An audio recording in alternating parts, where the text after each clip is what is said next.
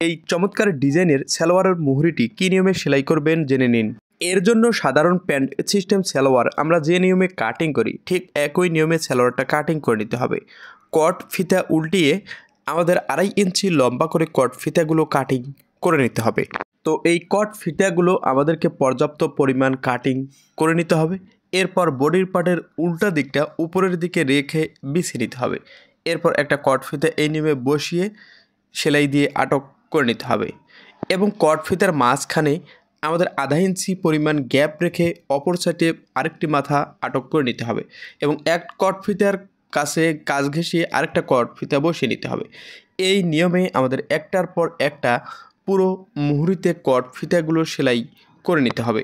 এবার বডির পার্টটা এক সাইড করে রেখে দিতে হবে।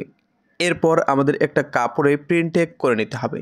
প্রিন্টেক করে প্রিন্টেকের চওড়া কাটিং করতে হবে আমাদের 2 ইঞ্চি চওড়া করে। তো আমরা 2 ইঞ্চি করে একটি দাগ দিয়ে নেব এবং এই দাগ অনুযায়ী আমাদেরকে মার্জিন দিয়ে কাটিং করে নিতে হবে। তো এই নিয়মে দাগ দিয়ে ইনসেটেপ বা স্কেল বসিয়ে সোজা এইভাবে একটি দাগ দিয়ে নিতে হবে এবং অপর সাইডে আরেকটি দাগ দিয়ে এই দাগ অনুযায়ী আমাদের কাটিং করে নিতে হবে। তো আপনি যদি আমার এই পেজে নতুন হয়ে থাকেন তো পরবর্তী ভিডিওগুলো দেখার জন্য অবশ্যই পেজটা ফলো করে সাথে থাকুন। আর আমরা ভিডিওতে কোথাও যদি বুঝতে সমস্যা হয় অবশ্যই কমেন্ট করে জানিয়ে দেবেন, সে বিষয়টি আরও ভালোভাবে বুঝিয়ে দেওয়ার চেষ্টা করব ইনশাল্লাহ। এরপর একটা লেস নিতে হবে।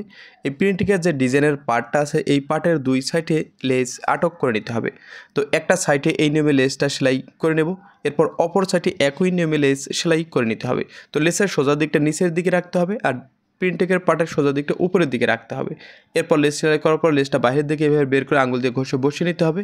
এবার বডির পার্টটা নিতে হবে। বডির পার্টের এই লুপগুলো বাইরের দিকে বের করে দিতে হবে। বাইরের দিকে বের করে দেওয়ার পর এই ডিজাইনের পার্টটা নিতে হবে। ডিজাইনের পার্টটা এই লুপের কাছে এই নিয়মে বসিয়ে এর উপরে প্রিন্টেকের পার্টটা বসিয়ে নিতে হবে এবং একটি সেলাই দিয়ে নিতে হবে।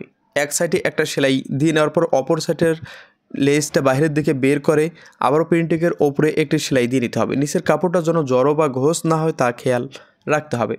এই নিয়মে ডিজাইনটা সেলাই করে নেওয়ার পর মুহুরির মাপ অনুযায়ী আমাদের সাইড সেলাই করে নিতে হবে। তো ভিডিওটি আপনার উপকারে আসলে বেশি বেশি শেয়ার করুন। ধন্যবাদ।